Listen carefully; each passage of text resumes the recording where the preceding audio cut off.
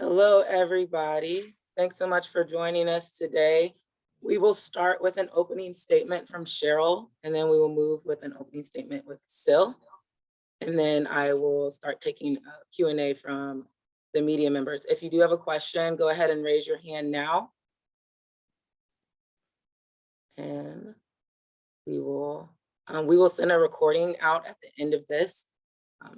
So if you do need recording access, just know that we'll send it out too at the end.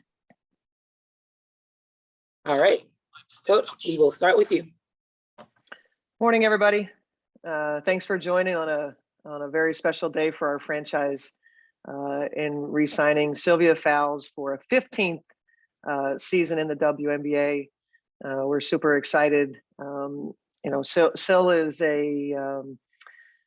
as I expressed, somebody that we have great appreciation for. We've tried to tell her that at every turn when we visited Miami, it's not something that's just a free agency pitch. This is something that when I think about Syl in 2015, what she endured for her belief in us as a franchise back in 2015 and what she's been to us since that time has etched her mark in history in the WNBA, but certainly has etched herself in the hearts and minds of all of the Minnesota Lynx fans. Thanks, Cheryl. Thank you guys for being on today. Just to piggyback off some of the things Cheryl said, it's such an honor to want to play for an organization like the Lynx.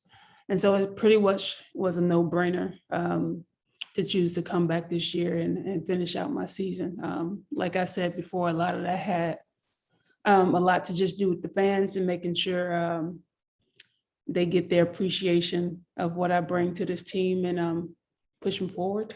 Here I am. All right, we'll start with questions from Kent and then go to Jace. Kent, go ahead. Hey, Syl, I'm glad to have you back. I'm wondering, you've done so much. You got the Olympic golds, you got the NBA titles, you got the MVP. You're coming back for one more year. Is there something that you haven't done that you want to do? It's a few things, yes. Of course, I want to build on those things, but I think my main focus is making sure we get the pieces that we need to keep this program running. And I think that's going to be my biggest challenge, just to make sure that we have people who want to be in Minnesota and experience what the hype is all about and play for good coaches. So that's on top of my list. Thank you. We'll go Jace and then Howard. Hey, so what was it about one more? Is there something about kind of wanting the finality of knowing that it's your last one maybe, and taking the time to appreciate things hey, this is my last time doing this. This is my last time doing this. Is there something about that opportunity, I guess, that intrigued you or felt important to you to wrap things up knowing that it was going to be the last one? No.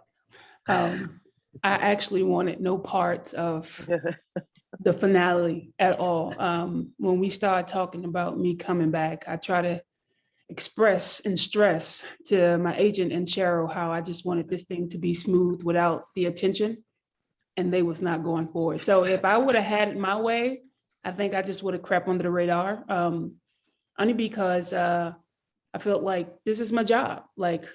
I appreciate the love and the support, but I wasn't looking for the big hurrah to say that this was my last year.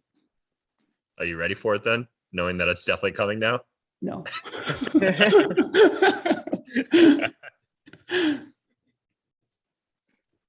We'll go Howard and then Joe. Howard, go ahead. Syl, Cheryl, great to chat with you always. I Thanks, don't Howard. know if I could. Syl, for you, Karima Christmas Kelly, and this is kind of par for the course in terms of reactions. So when she first met you back when she was being recruited at LSU, she said, "This is the nicest person I've ever met." So there's obviously an on-the-court legacy there, but I'm wondering if there is a relationship or relationships that stand out to you about the impact that you've had in the world of women's basketball off the court. I think that's the beauty of keeping myself balanced. The basketball part is high up there and so intense. And so me just being myself on a daily basis, and that's all the nice things people have to say about me. And one thing that I do pride myself on is just being consistent with everybody, no matter who you are. And so anytime I have the opportunity to just cross people, whether that's in conversation, whether that's building a new friendship, or just getting to know their story, I'm always in tune to what people have to say. And those things matter most to me. It's just meeting people and making sure they understood and hearing their stories.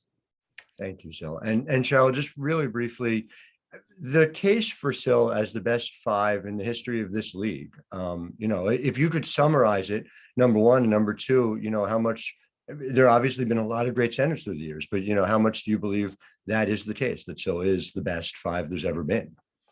Well, if you've been around, I feel very, very strongly that Sil, you say 5, I say the best center in the truest terms of being a center. Sil has done everything. I mean, I think in terms of her dominance physically, I think it starts there with Sil. Her competitive drive, her passion, her will to win, what that produces in the way of statistics in rebounding. Look at where she is in double doubles. Where would she be if she had a half a season that was taken away from her in Chicago? The field goal percentage, just the way you have to scheme for Sil, the offensive rebounding, the defensive rebounding. So every statistical category that you can think of, Sil has dominated. And so, for me, it's not even close. And I've been in the league a long time.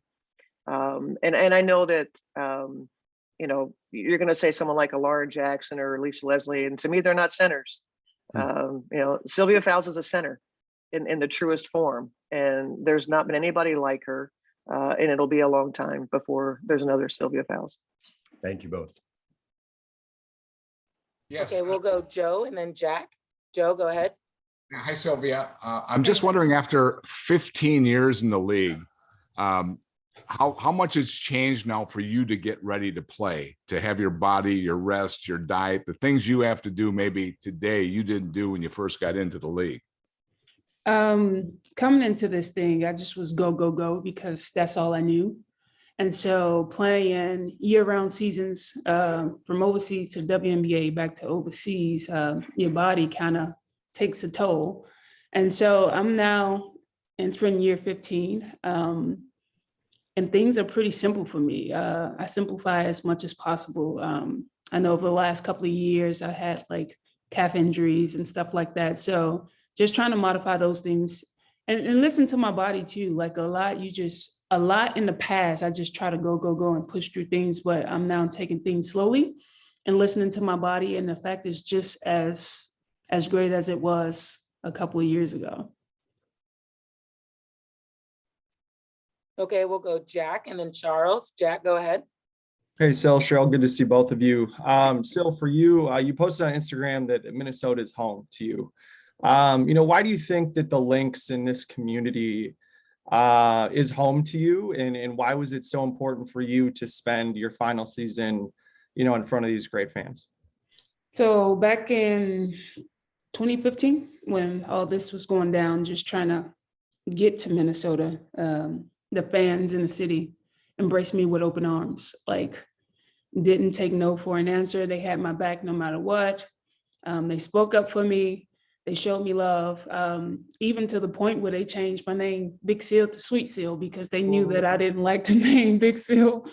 And so those things you appreciate and you don't take for granted. And I've accomplished so many things throughout my career, but more so in Minnesota. I think that's where I thrive the most.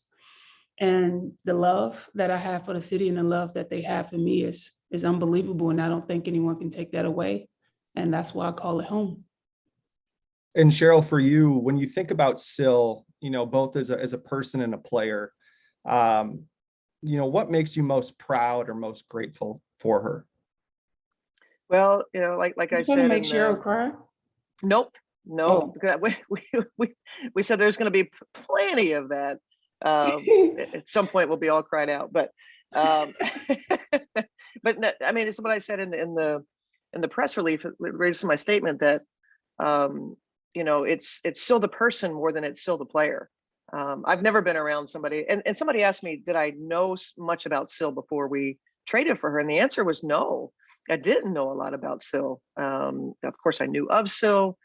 We had a connection through Simone, but I had no idea all that would be Syl in terms of her generosity, her kindness, the way she treats people. Syl does so many things that you guys just have no idea in terms of how big her heart is. And I've heard countless stories of people saying to me that Syl did this for them, Syl did that for them. It's here in their community. It's in the community of women's basketball, and it's beyond that. And I told Syl's mom when we were down there, I mean, she should be incredibly, incredibly proud. I know Syl was a bad kid when she was young, but goodness gracious, did she turn the corner? And but seriously, I told her mom, I mean, Syl is just an incredible human being, and as a parent now, that's all. Half of Syl for Oliver, and I would be thrilled and really, really proud. We'll go Charles and then Michelle. Charles, go ahead. Sylvia, can you hear me? Hey, old man. How you doing? I'm fine, and yourself? I'm doing fine. I got 2 grandsons. One came home yesterday. The other one is still going to come in a few days. Uh-oh. Good news. That's good news. Good news. Keeping you on your toes. Yeah, 3 Hallmans. Y'all can't deal with that. We need John Nell back on the court. Is he ready to get back on the court? Sylvia, as a Black woman in this league, how much have you seen the league transform and change for the better over your 15 years in the WNBA? Oh man, where can I start? I can go on and on about this. I think what stands out to me the most is our voice. I can recall back when I was just entering this league and we was doing collective and bargaining agreement, and we just took whatever they was willing to give us because we wasn't strong enough and we didn't speak up for ourselves. And then you fast forward to a couple of seasons ago where you just have this unbelievable force of women just understanding what they're worth and what we want and what we think we need. And for us to come together and like I say all the time, women are very stubborn. So when we put our mind to something, it's bound to get done. But I can definitely say, like, our drive and our focus of the things that we deserve throughout this league has definitely been tremendous to watch over these last 15 years. Thank you, Syl. We'll go Michelle, then Jackie. Michelle, go ahead. Yeah, thank you. Syl, if I could, and I think I could speak for all my colleagues, I just want to thank you for being the consummate professional. Excuse me, I have a little bit of a cold, but also being so kind to people in the media for your entire career, which I know sometimes isn't easy. So thank you and congratulations on everything you've done and what you're still going to do. My question, if I could, is both for Coach Reeve and for Syl. We have some young posts in the college game now. Ayoka Lee, for example, who's from Minnesota, just scored 61 points, more traditional post at 6'6". A center like Elisa Cunane, Elizabeth Kitley. I don't know that any of these players have your talent, but they're probably going to get a chance to play in the WNBA. I wonder what both of you think about the future of big women who are more traditional posts, really, have their bread and butter on the inside the way that you did. Don't forget Aaliyah Boston, Michelle. You're gonna get in trouble for that one. Yeah, I just assume Aaliyah Boston's pretty much a done deal. For me, it's a joy to watch because you don't find bigs that play with their back towards the basket, that's willing to bang, that's willing to do the dirty work. And I think that's a lost trait of our league. And it's something that we need, especially if you're trying to compete for a championship. I think a true 5 is what separates a team. And I'm just happy to see these girls thrive, and I wish them the best. Yeah, I think it's interesting that, it's obviously gone in the NBA, so to speak, in terms of playing on the block. Everything is paint open and people on the perimeter and cutting into the paint, but not having the big center. And it hasn't happened in the women's game. Will it eventually? I don't know. I mean, will someone like Lee or, Kanane's not as big as Lee or doesn't impose her will maybe as much of a center as Lee is more like Syl, or, someone like a Tiara McCowan. I think as long as those players are coming along, teams that have them, I agree with Syl, teams that have them are going to be better positioned for success. When you don't have them is when you go to your more wide open spaces, to try to compete. But I think it's interesting that the women's game is still of the traditional center variety. And Syl, have you sort of taken pride in, I think, we still hear big girls saying, it's a struggle, especially in adolescence, that you've been an inspiration to them, the way that you carry yourself, the pride that you carry. I'm sure a lot of girls that are taller look to somebody like you and are inspired by it. It's hard to kind of put myself in that position because I don't view myself as that person. Like I said before, it's just me doing my job. And that's just how I approach everything. It's part of what I do, is what I take pride in. And I'm happy that I can do my job and people take notice. Thank you. Appreciate that. We'll go Jackie and then Christina. Jackie, go ahead. Thanks, Simone, and good morning, Sylvia and Cheryl. Sylvia, congratulations just on everything. For you first, I want to expand upon Jack's question, which is sort of talking about this impact that you've had on the Minnesota community. So what exactly is the mark that you'd like to leave in the Minnesota community, but also in the greater women's basketball community? Within the community, just somebody who's going to always be there. Even though this will be my final season, I'll be back. Like, I'm not really going nowhere. Me and Cheryl already established that. And how can I be more active within the community outside of me playing? So that's something that I look forward to. In the basketball world, I haven't gotten to that point yet. So I'll let you know once I get there. Sounds good. And for Cheryl, just generally, the Lynx are a team to me. I mean, it's part of their culture that y'all are always going for a championship. That's the culture you've established. I'm curious as to how maybe the urgency for that changes this year, with it being Syl's last season. Well, Jackie, I'm glad that you noticed that that's our culture. ESPN and their free agency special, that seemed to be lost on them. But the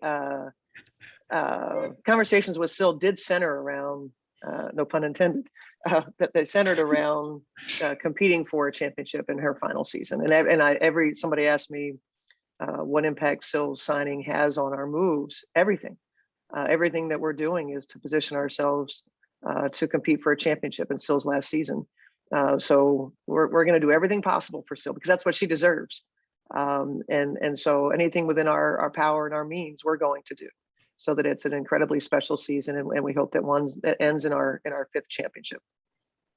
Great. Thank you. Thank you both, and congratulations. Thank you. Thank you, Jackie.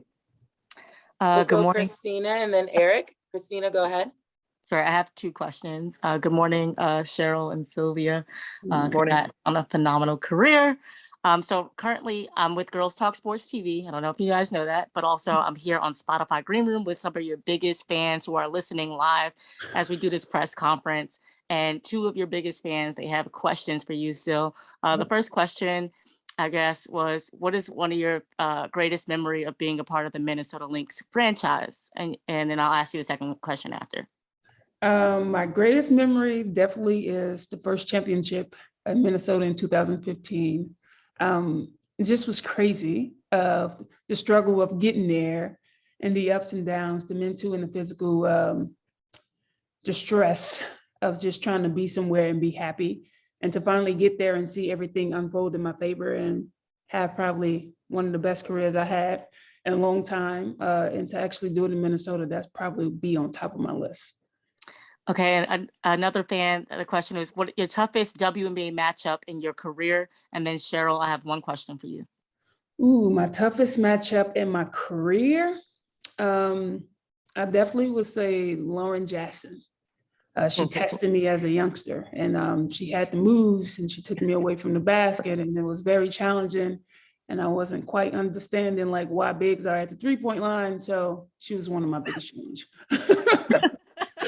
Thanks. Cheryl, the fans that are listening right here on Women's Sports Wednesday, Spotify Green Room, the question, they want to follow up with your answer to Jackie Powell about that championship culture in Minnesota and adding players around to help you guys achieve that. They said, what does the addition of Angel McCoughtry add to the Lynx? And Sil, if you want to comment on what it's like to play with her in your final season, feel free. The difficulty here is that I'm not permitted to talk about free agents at this point. So what could Angel add to the table if she were to be a Minnesota Lynx? I probably could answer. But everybody knows that Angel McCoughtry's passion, competitive drive. I mean, Sil's been around Angel for many, many years. In terms of Angel being in the twilight of her career, there's so much knowledge that's been gained for Angel. And so her position to be able to help us compete for a championship, that might have been a part of the free agency pitch. Okay, and Sil, what could it potentially feel like for you to team up with her? I'm just looking forward to the energy that she brings. I had the opportunity to play with her on different like teams with USAB, but to actually have her be a part of like my team and to be able to compete with her, I think it's going to be something special. Okay, thank you so much. And the Spotify Green Room fans say that, Coach, you're keeping it so real today, and they congratulate you on That's every coming back day for your final season. Thanks, Christina. Thanks. Okay, we'll go Eric and then Gabe. Eric, go ahead.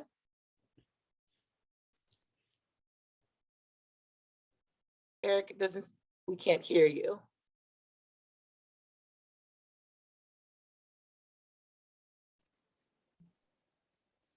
Are you guys able to hear him at all? No. Okay, we'll go to Gabe because Eric, we still can't hear you. And then we'll come back to you. Gabe, go ahead. All right, this is Gabe Ebrahim from Her Stats. Can everyone hear me? Yes. Hi, Gabe. All right, cool. How you guys doing? Hey. Good. Your energy. Oh, thanks. Cheryl, I had a question because I know Sil will say that she doesn't want like big things, everywhere. But what kind of retirement tour would you envision for her? We're doing the Jeter gift thing. Like, what do you have in mind? Well, there's lots planned for the season, and I'll let that kind of unfold. But yeah, let's just say there's lots planned, and I'm really hopeful as we work with our counterparts around the league that they'll be participating in this sort of farewell tour in each city that we go to. And that's the part that Sil's dreading. I told her, you're going to be so tired of this. And but I just wanted, more than anything I told Sil, I just wanted her to enjoy everything that's in store for her. Because again, she deserves every bit of it and then some. And but there's lots in store. And obviously I don't want to get into any kind of details. But we've been planning for quite a while. Awesome. Well, I hope we enjoy it as much as Sil does not enjoy it. I'm sure. Yeah, I'm sure we will. And I had a question for both of you. Cheryl, you mentioned that, in talking about Sil as the greatest center in league history, you mentioned that, you don't really think of Lisa Leslie and Lauren Jackson as center. So what's the difference between Sil and those two? And what do you think makes a true center? That's for both of you. Yeah, I mean, I think that was alluded to when Sil mentioned Lauren Jackson playing on the perimeter. When I think of Lisa, and when I think of Lauren, and again, I've been in the league a long time, so I saw them up close and personal. These are players that really had a preference to be more away from the basket. I think that of the two, Lisa probably spent more time in the paint, but Sil's physical dominance is unlike any other player that you could name. Maybe if you go back to 1976. Prior to the WNBA, you probably find a more traditional center that was dominant, but not in the WNBA. That hasn't existed. I think both players are phenomenal. Like Cheryl said, I don't think I think they shied away from like banging. And so when Cheryl considered myself as being the best five, which I do too. Say, tell them Um, so. Let them know. I mean, it's just challenging. Like, who's just going to go out there and do the dirty work? Not to take away from those two awesome players, but I just don't think they did what I did. And I think 1 to 5 feet, and think field goal percentage, right? Think 1 to 5 feet, and every possession, we have a chance to score a 65% field goal percentage. They just throw it inside the sill.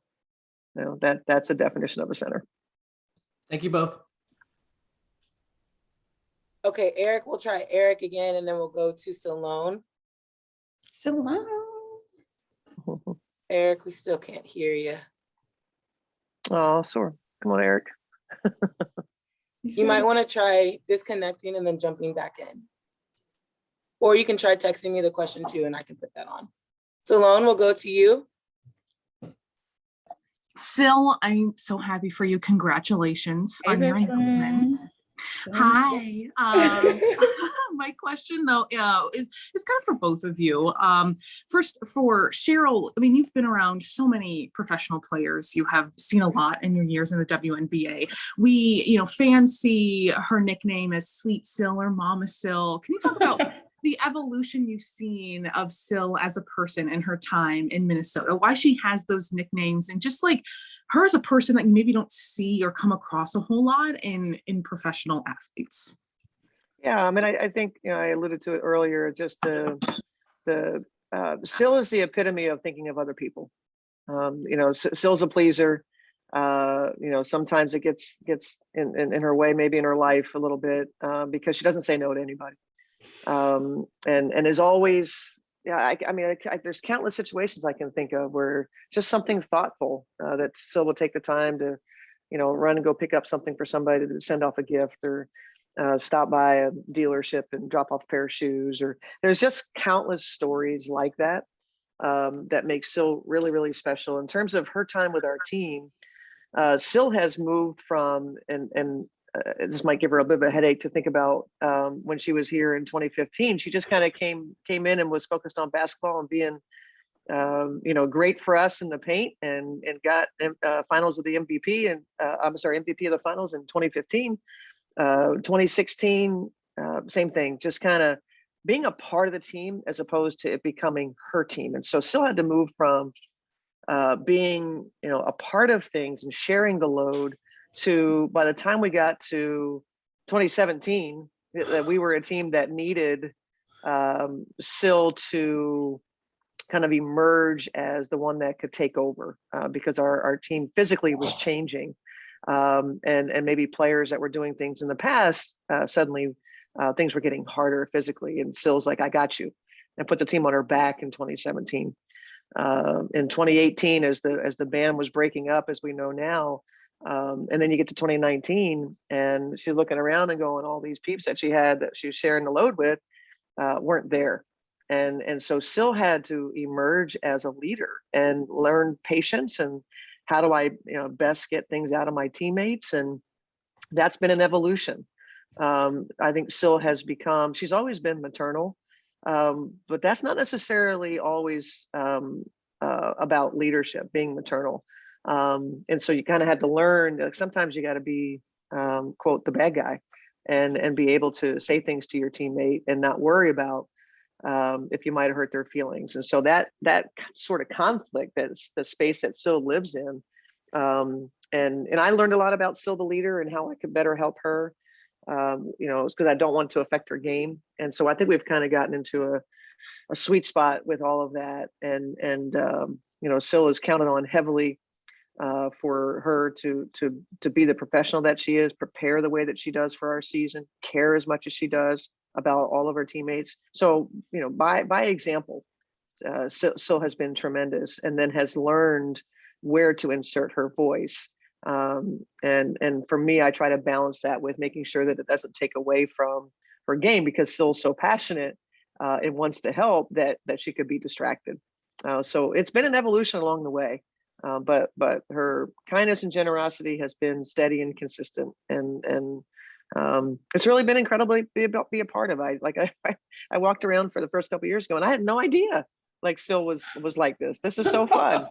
And I felt so fortunate. I've always said that I've been fortunate in this decade to have some of the most humble superstars that ever play in our league, and good to people. And that's what the culture has been, and that's the culture that we stand on now. Thanks, Cheryl. That's a fantastic answer. And just sneaking one in for Syl, you talked about, comparing those other players like Lisa and Lauren and the difference of just banging in the post. Can you describe how physically tough and demanding that is over a career as long as yours? And from a game-to-game basis, what that is that you're dealing with? Because we just see someone who's just masterful at doing that and maybe don't realize how tremendously difficult that role is. Well, I try to make it look fluid as much as possible. And a lot of that has to do, like what Cheryl said, a lot of that has to do with my teammates, with my coaches, and then also the fans. So you have to always think about those people and take them into consideration. So a lot of times I do get into a space where I'm angry or I'm frustrated, and you just have to manage. How do you let that anger out? For me, it's like, you can't get too mad because it take away from your game. You can't get too upset to the point where your teammates are afraid to do things. You can't get too upset where the fans look at you in a different perspective. So it can be a little draining at times, but at the end of the day, I'm always carrying myself with class. And so I think once I keep that on top of mind, it pretty much just flows easy for me. Well, thanks to you both, and congrats again, Syl. Thank you. All right, we'll go next question to Chantel. Chantel, go ahead. Hey, Sylvia, Chantel Jennings with The Athletic. Thanks for your time. Congrats on everything. Thank you. I'm just curious. I've never personally retired from anything, but I would imagine that there is sort of this fine line you walk between sort of soaking up the moment and being grateful and enjoying something while also saying goodbye. I'm curious how you approach a season of that, and if you sort of compartmentalize it, or if you are able to do it at the same time. And then secondly, if you have, or if you will talk to any athletes who've kind of gone into a season knowing it's their last, how they've dealt with sort of those same emotions. I have yet to talk to anyone going into this thing. I think mine is a little different because I'm writing my own ending of how I wanted this to end. So I was kind of prepared for it. I'm not quite sure what that looked like as of yet because I'm not tapped into it because the season haven't started yet. But I think I do a good job, and I got my coaches here to help me just manage everything and take it day by day. And not getting sidetracked, like enjoying the moment, but at the end of the day, not losing sight of what this last year looked like for me. And that's to go out on a good note and play to the best of my ability, no matter what.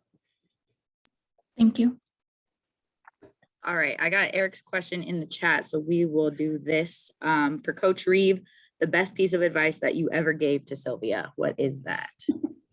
Well, that's probably a Syl question. I don't know, maybe, gosh, Syl, I probably told you to ignore me, right?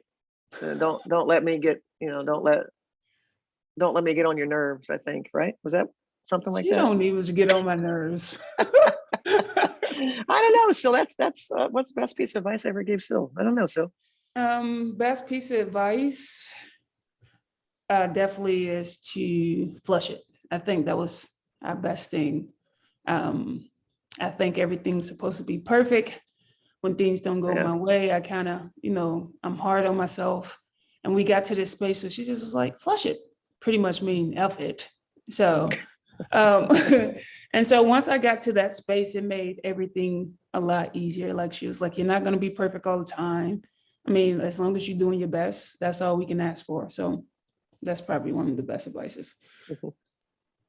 Great. And then Eric's question for Sylvia is, what would you tell your younger self? Oh. To behave. I would tell my younger self to be patient and continue to work hard, because all your sacrifice will eventually pay off. That's what I would tell my younger self. Great answer. We'll go next question to Lucas, and then we'll go to Corbett. Lucas, go ahead. Hey, Syl.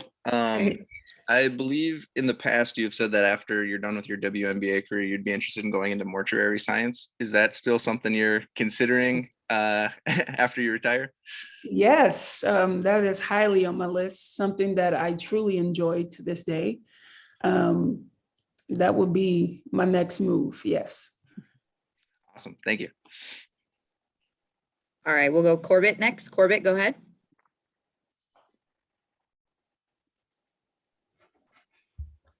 Hi, Sil. Hi. Hi, Corbett, lead sports media. You had mentioned earlier that you will be returning to Minnesota after you're done with the team. Mhm. What about Minnesota as a community has stuck with you the most as a home over your time here? Just the consistency they have, not just with me, but with everybody. And I think they understand and appreciate like the hard work that you put in. And so they show ways of how can they express their love and their appreciation for you. And that's something that sticks with me to this day, just the love and the support that I get from my Minnesota fans throughout the community. Thank you. And Coach Reeve, obviously you've stated there's no other Sil out there. How has Sil impacted how you coach going forward? Well, in terms of the X's and O's or so the leader, I think in terms of X's and O's, you know, it's just like I said, it's in 2016 when we didn't get the championship across the finish line, shot clock violation, excuse me, I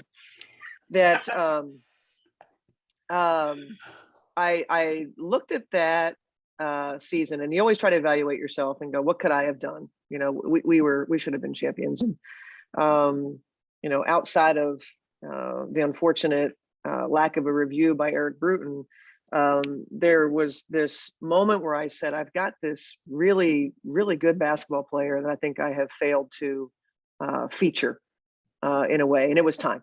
I felt like it was time for Sil to become the number one option because she wasn't the number one option in 2016, nor in 2015, because she had just gotten there. It just so happened that our opponent in the finals in 2015 didn't defend very well 1 to 5 feet. So we did feature her in the finals. So when we got to 2017, it was where I had committed saying, I will never let this happen again, that Sil isn't the one featured. And so every time we, you know, as coaches, when we start to overthink things and we want to change things. And for example, going into the 2020 season, I want the paint a little more open. I'm trying to figure out how to Fee can navigate in the paint because she's very good down there. We got to get Sil away from the basket a little bit. And that was a really bad idea. And we were not very good offensively. And you know, we had to spend time kind of reimagining our identity. And that was like going back to what we know works. So I think as a coach, you know, like it's, you know, this isn't that hard. You know, you've got Sylvia Fowles, and now what is hard is when you get to a place where 3 people are trying to guard Sylvia Fowles and making choices that way. And so we've evolved through the years and how we can try to get more space for Sil, try to get opportunities that have maybe just 2 defenders rather than 3. So that's how I'd say that Sil's impacted our coaching. Thank you. You're welcome. Okay, we'll go Christoph and then Kent. Christoph, go ahead. Hello, Chris Chaldes from Greece. Hope you're doing well, both of you. Sylvia, congratulations on your career and the longevity and the consistency of your career through the years. My question to you is how you vision your last season, the last chapter of your career, and how emotional you expect gonna be the last game of your career? What I envision is me breaking a few more things throughout this league. I think I need some more accolades. For sure, looking to have fun is my main focus. And it's going to be emotional. It's going to be really emotional, but I prepared myself for that. And I'm looking forward to it, honestly. Cheryl? Sil's going to be the first to go out winning her last game. And that's good. It's going to be emotional in many, many ways, filled with joy and happiness for climbing that mountaintop. Thank you very much for your reply. And Sylvia, one more for you. There are a lot of girls who want to be like you, you are role model for a lot of young players. What advice would you like to give to those players? Sacrifice. A lot of things we have to give up, whether that's family, friendship, relationships, situationships, whatever it may be. Sacrifice is what's going to separate you from everybody else, and just put in the work. Thank you very much. Have a great season, both of you. Thank you. Thank you. Okay, we'll go to Kent and then Jackie. Kent, go ahead. I just wanted to ask kind of a tongue-in-cheek question. If you guys have scheduled the annual meeting where you're going to discuss limiting sales minutes. We said we weren't even going to waste. No, Kent, don't even bring that up. Like, that ain't part of what we do no more. That's right. We tried it and it didn't work out. Win the game. That's what we said. Just That's win the it. damn game. We're not going to think about all that. Win the Can we at game. least just get a training camp story out of it though? Sure. All I'm saying is y'all watch out when I say I'm tired on the court and Cheryl just look at me like she ain't seen me raise my hand. I want y'all to pay attention to that because we always had plans. Cheryl be like, you only gonna play this many minutes. And then I'm like, Cheryl, I need a blow. She'd be like, you got to this timeout? And I'm like, and the real story is the side eyes that I get when Syl's walking to the bench. I get the veteran look at the clock, look at me, look at the clock. Like, you just took me out with 5 minutes to go in the quarter. What? So, as you can see, we agree on these things. Okay, we have time for 2 more questions. We'll go with Jackie and then in with Jace. Jackie, go ahead. Hey again, Cheryl, this is for you. You know, obviously Sylvia is irreplaceable. We know that, but I'm curious about maybe what you learned from when Lindsay Whalen retired about sort of what this process is going to be like, you know, when you have to do it again for Syl. You know, we put a lot of thought, you know, Lindsay and I had a conversation before the season. So, you know, I knew before, obviously, she made an announcement. She just wanted to be sure. I think in learning from that, making sure that Syl was sure before we communicate something like this. That's a big thing because it's, you know, you don't have to, you could go the Lindsay Whalen route and not announce it. You could go through the season and see. And so that was the first step. Are you sure? And then I think the same thing I told Way. And Lindsay laughs at me now. When she came to me in the offseason and expressing concern about wanting to play, I think we talked about this. I didn't accept her resignation, so to speak, when she was suggesting that. And what I just want for what I wanted for Lindsay, and I think we were successful. And what I want for Syl is just enjoyment in everything that we do. And that meant, like, it'll show itself in different ways. You know, with Lindsay was a talker and, you know, wanted to have conversations, wanted to come in post game and have some beers or, you know, whatever, and just sit around and talk. And like, you know, Way's a big reminiscer, you know, so, you know, we would talk about different things. And I think it'll show itself differently with Syl, but like I said, everything that we're doing, you know, it's going to be annoying for Syl. You know, any like everything that we do, what time we're leaving for the game, what time are we leaving on a road trip, what time, you know, what do you want to do? So, you know, but also making sure, my biggest thing with Syl is to make sure that she doesn't feel the weight of all this, as best I can, because each place you go to, there's going to be something. So just keeping that in mind, I think the experience I had with Lindsay is, and really, you know, like what I would want for Syl is for this to be her most enjoyable season yet. Enjoy the people. Is it gonna, you know, be without difficult moments? No, but that's the normalcy. I think it's my job to create as much normalcy as possible. Otherwise it can get, I think, overwhelming. So remember that, Syl, when I'm yelling at you, to try to create some normalcy. Yo, you don't yell at me. What are you talking I know about? I don't. Everybody tells me I yell, but I don't know who I yell at. P says I never yell at her. I don't know. Thank you both. I appreciate it. You're welcome, Jackie. All right, we'll follow up. Last question to you, Jace. Hey, Sil, you talked about writing your own ending here, and we've seen a lot of great players, in their last year or two, like they're not the same great player they were throughout their career. You're still like one of the best players in the league, an MVP candidate, those types of things year in and year out. So what does this mean to you to be able to go out or if not at least very near the peak of your powers? If it was up to Cheryl, I got another 5 years. But That's what it looks like. It's right. Just understanding of being in a space where you starting to question yourself about things. For instance, like I love to work out. I used to get up early in the mornings, go run on the beach, have an afternoon ride, and probably do like Pilates at night or something like that, anything. So I used to work out. I love working out throughout the day. And then you get to year 15, he's just like, man, this hurts, that hurts. I really don't want to do that. So you start questioning everything. And I think everybody on the call knows exactly what you're talking about. And so I think I'm at that point where I'm like, I've accomplished so much. I'm grateful and blessed. I have other things that I want to do, and I just don't want to miss out on that opportunity. But I also didn't want to miss out on this opportunity of giving it my last go round. So I think when you get to that place and you need to start winding down, and you just need to follow your gut. And so that's what I'm doing, just following my gut. Is it good? Do you like that there's like, you're not going to be a dropped off player when you leave the game? Like you're still going to exit as one of the best? Yeah, that was one of my biggest concerns. Yes.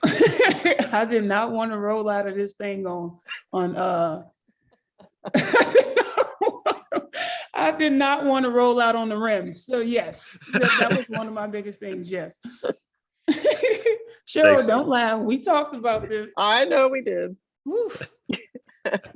Yes. Thanks, Sil. Thanks, Cheryl. Thank you. All right, thank you, everybody. Thank you, Cheryl. Thank you, Sil. Thank you We all will be for being sending on. out. Go ahead, my bad, Sil. No, you good, boo. I was gonna say we will be sending out this media recording. If you guys have any questions, feel free to reach out to the Lynx PR department. Thanks, everybody. Thank you. much.